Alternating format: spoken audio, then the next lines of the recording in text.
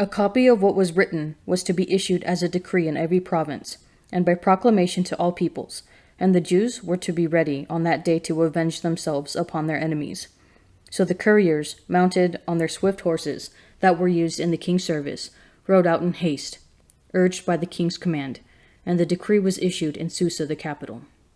Then Mordecai went out from the presence of the king in royal robes of blue and white, with a great golden crown and a mantle of fine linen and purple, while the city of Susa shouted and rejoiced. The Jews had light and gladness and joy and honor. And in every province and in every city, wherever the king's command and his edict came, there was gladness and joy among the Jews, a feast and a holiday. And many from the peoples of the country declared themselves Jews, for the fear of the Jews had fallen upon them. Now in the 12th month, which is the month of Adar, on the 13th day of the same, when the king's command and edict were about to be executed, on the very day when the enemies of the Jews hoped to get the mastery over them, but which had been changed to a day when the Jews should get the mastery over their foes, the Jews gathered in their cities throughout all the provinces of King Ahasuerus to lay hands on such as sought their hurt.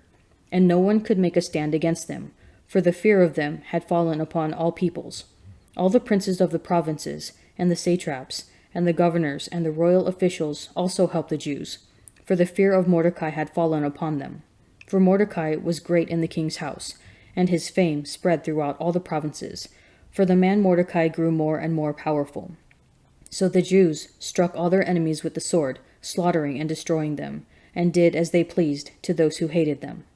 In Susa, the capital itself, the Jews slew and destroyed 500 men, and also slew Parshandatha, and Dalphon, and Aspatha, and Paratha, and Adilah, and Aridatha, and Parmashtha, and Arisai, and Aridai, and Vaistha, the 10 sons of Haman, the son of Hammedatha, the enemy of the Jews, but they laid no hand on the plunder.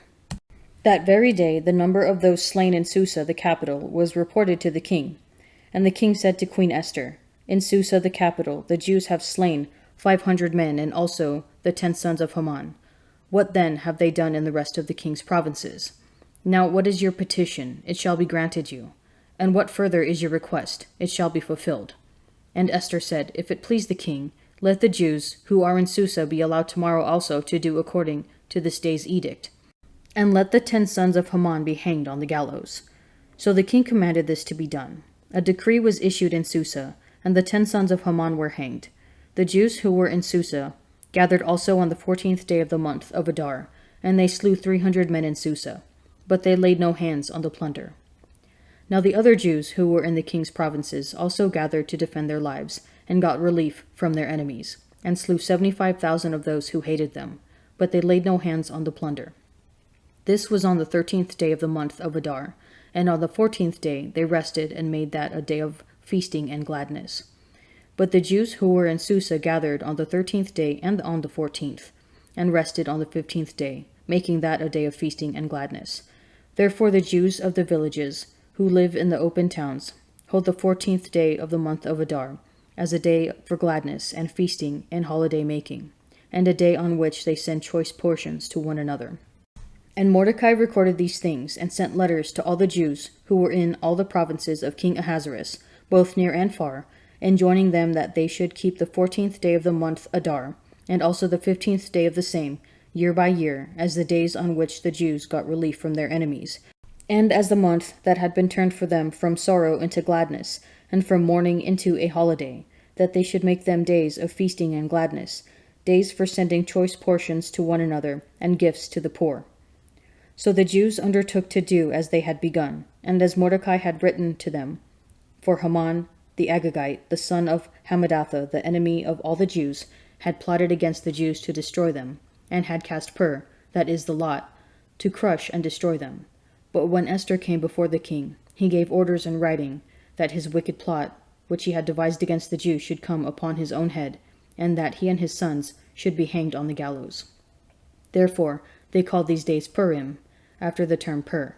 And therefore, because of all that was written in this letter, and of what they had faced in this matter, and of what had befallen them, the Jews ordained and took it upon themselves, and their descendants, and all who joined them, that without fail they would keep these 2 days, according to what was written in all the time appointed every year, that these days should be remembered and kept throughout every generation, in every family, province, and city, and that these days of Purim should never fall into disuse among the Jews, nor should the commemoration of these days cease among their descendants. Then Queen Esther, the daughter of Abihail, and Mordecai the Jew, gave full written authority, confirming the second letter about Purim. Letters were sent to all the Jews, to the 127 provinces of the kingdom of Ahasuerus, in words of peace and truth, that these days of Purim should be observed at their appointed seasons, as Mordecai the Jew and Queen Esther enjoined upon the Jews, and as they had laid down for themselves and for their descendants, with regard to their feasts and their lamenting. The command of Queen Esther fixed these practices of Purim, and it was recorded in writing.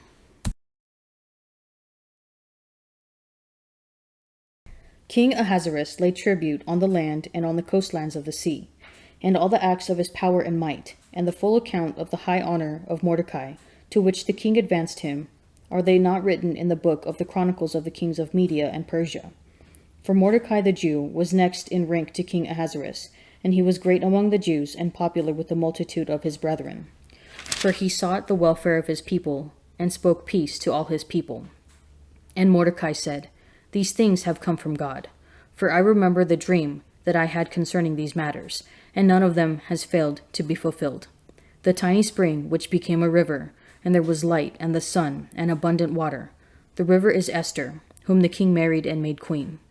The 2 dragons are Haman and myself. The nations are those that gathered to destroy the name of the Jews. And my nation, this is Israel, who cried out to God and were saved. The Lord has saved his people. The Lord has delivered us from all these evils.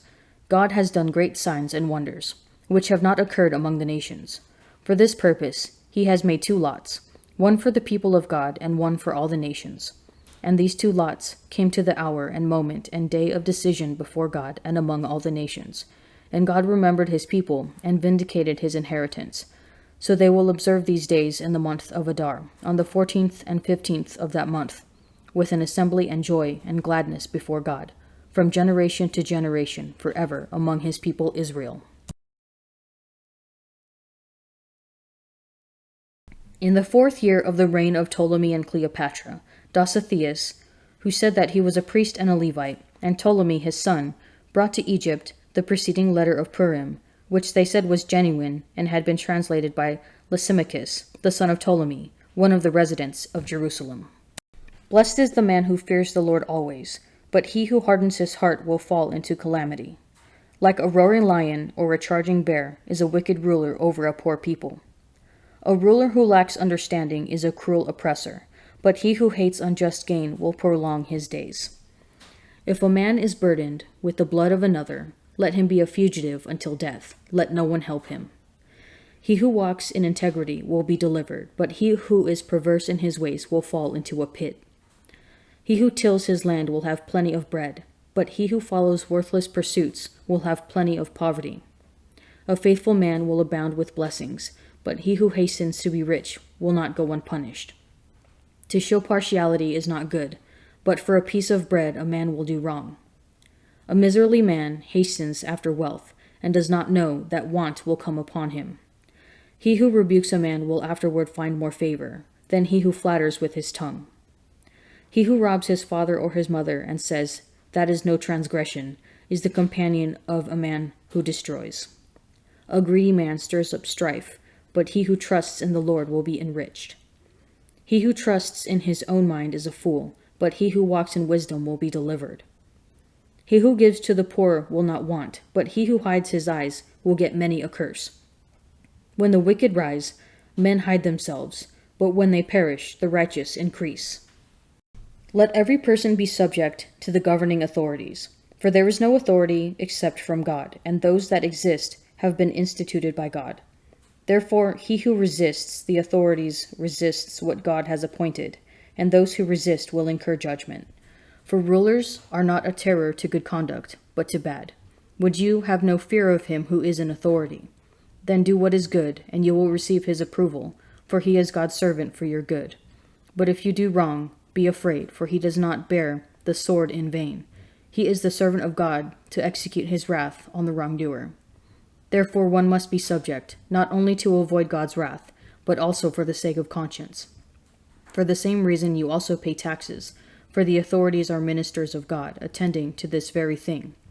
Pay all of them their dues, taxes to whom taxes are due, revenue to whom revenue is due, respect to whom respect is due, honor to whom honor is due.